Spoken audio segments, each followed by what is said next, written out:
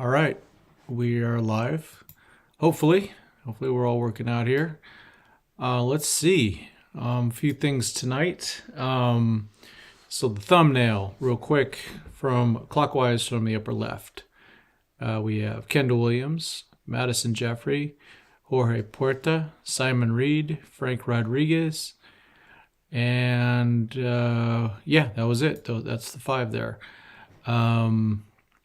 And then let's see. So, few notes here. Ryan Noda has been informed that he has made the Oakland A's staff. So he was or team. He's an outfielder, so he's not a staff, but he is was a Rule 5 draftee, just like Gus Varland. And so, unless the A's send him to the minor leagues, the Dodgers will definitely not be getting him back. And good for him. Ryan deserves a chance, and I'm sure there's probably about 20 guys on the Dodgers that wishes they could have been in that Rule 5 draft. So I saw something, Dave Roberts, with his three biggest surprises. He was asked by J.P. Hoornstra for one surprise, and he gave three. One was Miguel Rojas' leadership. I know Miguel is not a prospect. Miguel Rojas, that is. But I can tell you this. I saw him from the dugout, not from the dugout, but from the camera well next to the dugout. He's phenomenal. His leadership out there is fantastic. He is someone out there. He's just doing his work, and he's being loud, and he's leading out there. So a good one. And the next ones that he said were Gavin Stone and James Outman. And speaking of Outman, he looks like he will be platooning. This is a quote from Doc. For us right now, Trace and CT are going to take the brunt of those left-handed at-bats. Versus right, I think it's a combination of James, Peralta, and J-Hay. And I think that James is going to get the lion's share of those at-bats in center field. When you look at it like that, then it's kind of seeing how guys perform. So he's going to get a shot. I hate this platooning stuff for young guys, but it's better than no at-bats. So we will take that one as a W for the prospects, and hopefully James can prove himself and get even more at-bats. Some things from the game today that we saw. Ben Harris. Ben Harris is he's very good. He's a lefty. He came in and punched out an angel. I can't remember how he got the other out. But last year he averaged almost 2 strikeouts per inning. And I talked to him in spring training, and I just asked him, "What are you going to do better than that?" Like, a little, ha-ha.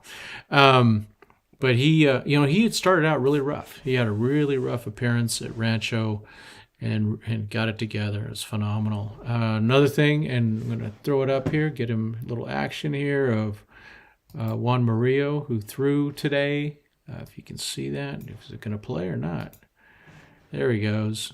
And so Juan was a guy that he's missed a lot of time.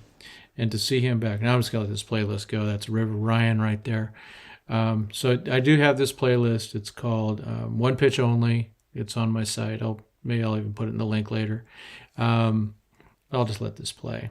See what it does. Okay, Jordan Leisure. So it's got a ton of guys. But Murillo, coming back, throwing 99. It's really, really wonderful to see. Got to be, I love rooting for those types of guys that are coming back from major, the Tommy John surgery. So it's good to see him back. Not sure where he's going to end up, but I think, good question. Yeah, I don't think he'll be at Rancho though. He's older than that. And then the scorekeepers or whatever don't know players. They said it was Wilman Diaz catching. So I know this crowd knows that was not Wilman Diaz catching. That was the great Yainer Fernandez, one of everyone's favorite. If Yainer's not one of your favorite, I don't know which you are.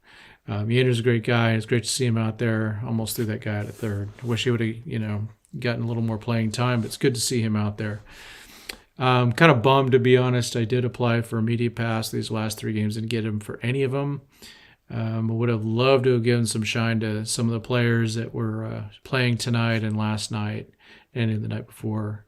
But I guess I got to keep working harder, get increase my odds there. But it would have been really nice to have interviewed some guys like Damon Keith and of course Yainer tonight and Ben Harris and all these other guys that have gotten a chance to get in there and see their dreams starting to come true. One thing I want to cover tonight, real quick, was opening day. It's coming. But I'm talking about, we know Thursdays, which we hope doesn't get rained out. But Oklahoma City Dodgers open on April Fool's Day at home against Tacoma.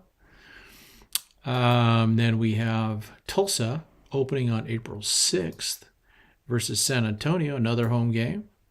And the pattern keeps continuing. We're on April 7th with their Great Lakes Loons versus Lansing at home. And to top it off, also on April 6th is the Quakes against Inland Empire. And I not regretfully, because I'm going to be on vacation. But so I will not be covering that game. I usually am. We will have some coverage. I think Steve Douglas will be there, I think, for sure. Probably Gale. Baseball Gale will probably be out there, and hopefully some more. But we'll get some coverage. I'll be out for a bit during that period, but we'll try to keep this thing going, this little nightly thing. And then last but not least, I wanted to throw a little spotlight on our the good old Dodgers Prospects podcast.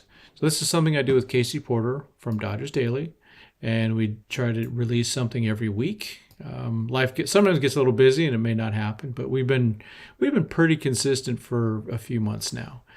And so if you can take a look at that, I think it's usually about 30 to 40 minutes long, and we kind of just go off on stuff. We cover a lot of different prospects, a lot of different subjects. We cover sometimes just major league stuff, not too much because it's always related to prospects. But we have a really good time doing it. It's we don't rehearse. We just maybe throw out what a topic's going to be, and we just bring it. And we don't necessarily always agree on everything, but we have a good time talking about things. And so if you can catch that out, that'd be great. For this, I'd really appreciate any of your comments, especially how did the stream go? Did everything work correctly? So appreciate y'all.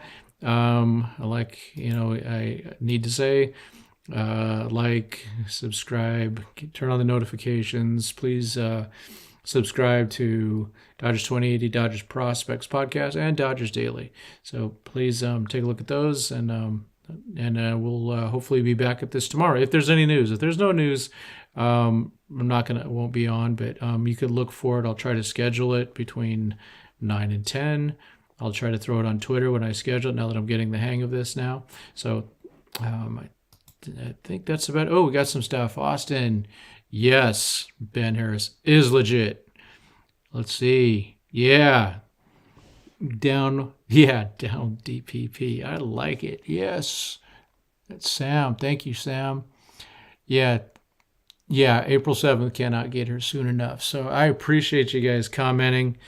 And we will see you guys maybe tomorrow, maybe Thursday. I'm still not even sure if I'm going on Thursday. I have the 1 in a million chance of getting in media pass, but there's also a really good chance of rain. So do I go from San Diego, take a bunch of time off of work and pay a lot of money, or do I stay at home and watch it at home if it goes down? So I'll be watching the weather report. I really do want to go. I don't like missing opening day. It's always a blast whether I get a media pass or I pay for a top deck. It doesn't matter to me. I'd like to be there, but I got to be careful. But hey, if you are going to be there, let me know in the comments and where you may be sitting, or just let me know on Twitter, whatever. It'd be cool.